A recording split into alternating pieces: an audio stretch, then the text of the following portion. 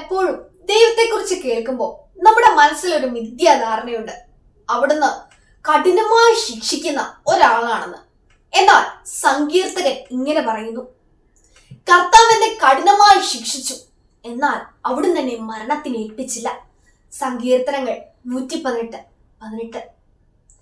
ദൈവത്തെ സ്നേഹിക്കുകയും അനുഗമിക്കുകയും അവിടുത്തോടൊപ്പം നടക്കുകയും ഒക്കെ ചെയ്യാൻ നാം പലപ്പോഴും ഒരു വിമുഖത കാട്ടാറുണ്ട്, അല്ലെ? കാരണം അവിടുത്തെ സ്നേഹിക്കുകയും അവിടുത്തോടൊപ്പം നടക്കുകയും ചെയ്യുന്നവർക്കൊക്കെ അവിടുന്ന് പീഡകൾ നൽകി ബുദ്ധിമുട്ടിപ്പിക്കുകയും ഭാരപ്പെടുത്തുകയും ഞെരുക്കം എന്നൊക്കെയുള്ള ഒരു ധാരണയാണ്. എന്നാൽ നമ്മുടെ മാതാപിതാക്കളും സഹോദരങ്ങളും നമ്മെ സ്നേഹിക്കുന്നവരും ഒക്കെ പലപ്പോഴും നാം തെറ്റ് ചെയ്യുമ്പോൾ നമ്മെ തിരുത്താൻ ശ്രമിക്കാറുണ്ട്, നമ്മെ ശിക്ഷിക്കാറുണ്ട്, അല്ലെ? അതുപോലെ തന്നെ നമ്മെ ഒരുപാട് സ്നേഹിക്കുന്ന നമ്മുടെ ദൈവം നമ്മുടെ നാശത്തിന് വേണ്ടിയല്ല, മറിച്ച് മാനസാന്തരത്തിന് വേണ്ടിയാണ് നമ്മെ ശിക്ഷിക്കുന്നത്.